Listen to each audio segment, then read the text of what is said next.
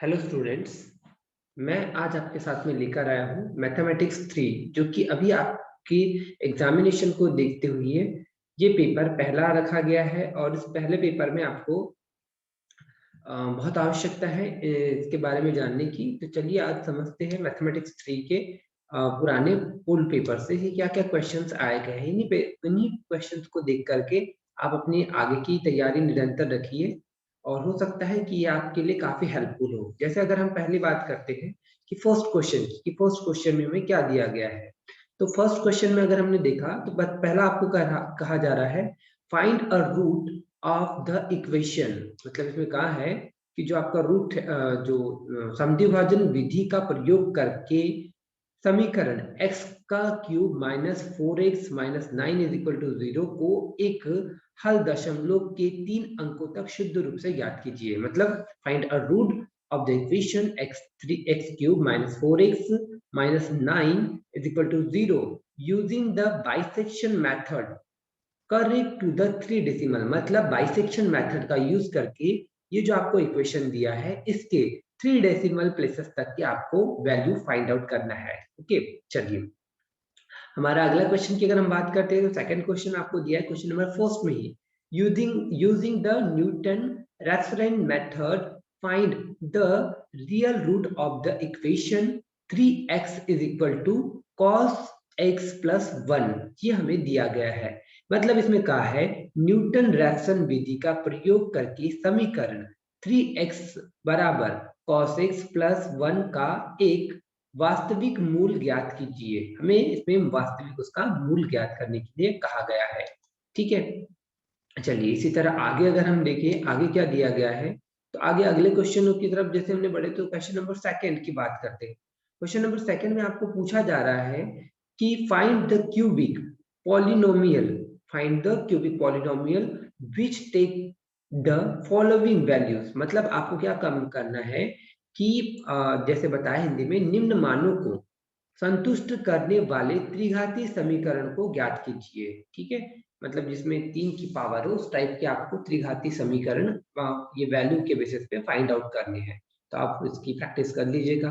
अगला दिखा है by the means of Newton's divided difference formula find F8 and F9 from the following table. मतलब इसमें कहा है न्यूटन के विभाजित अंतर सूत्र का प्रयोग करके निम्न सारणी से F8 तथा F9 का मान ज्ञात करना है।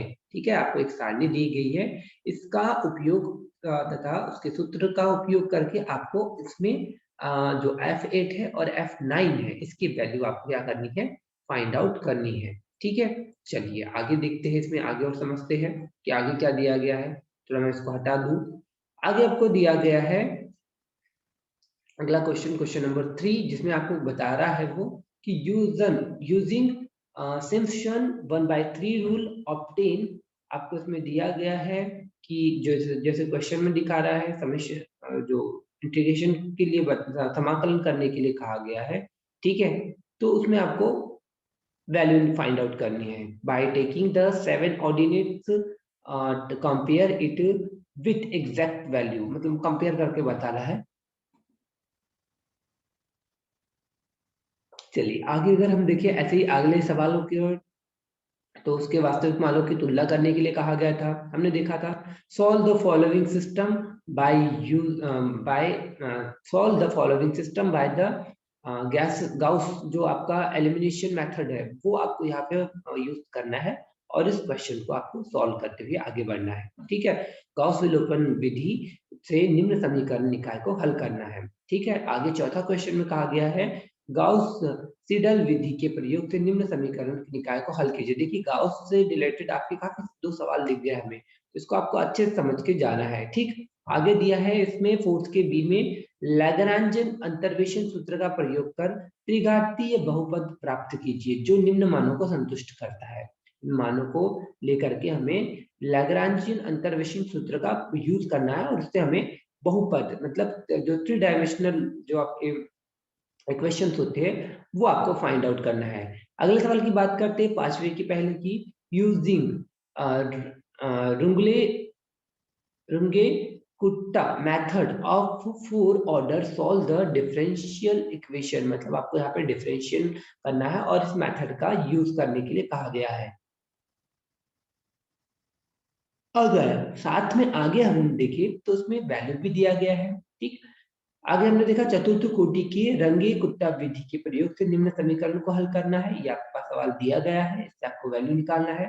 बी में दिया है पिकार्ड विधि का प्रयोग करके आपको x इक्वल टू 0.1 पर y का मान ज्ञात करना है और dy अपॉन dx बराबर दिया है y माइनस एक्स और y प्लस एक्स और y 0 है बराबर 1। ठीक, आगे बताया 6 का ए टेलर विधि का प्रयोग कर निम्न समीकरण को y 1.1 के लिए हल करना है। हमें ये समीकरण है, इसमें टेलर मेथड का हमें यूज करना है। इस तरह से हमारे सवाल है। ठीक, आगे बताया है फाइंड द फॉलोइंग, मतलब निम्न का मान ज्ञात करना है। ये आपको कुछ क्वेश्चन दिए गए हैं, इसके बेस पे आपको आंसर फाइंड आउट करने हैं। अगला क्वेश्चन जो 7 की अगर हम बात करते हैं तो संवलन प्रमेय का प्रयोग कर इस क्वेश्चन को सॉल्व करना है यूजिंग द कॉन्वोल्यूशन थ्योरम। ठीक है, अगला अगर दिया है लैप्लास रूपांतरण विधि से निम्न समीकरण को हल करना है यूजिंग लैप्लास ट्रांसफॉर्म मेथड, जो हमें यूज करनी है उससे आपको ये सॉल्व हो जाएगा।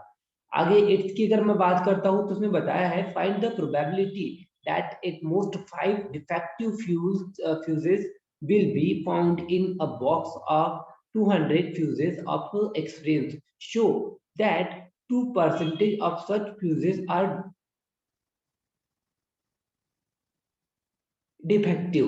ठीक है, हमें बताया है ना 200 फ्यूज के एक बॉक्स में 5 फ्यूज के खपत होने की प्रक्रिया ज्ञात करनी है। ठीक है, और यदि अनुभव यह बताते हैं कि 2% फ्यूज खराब होते हैं।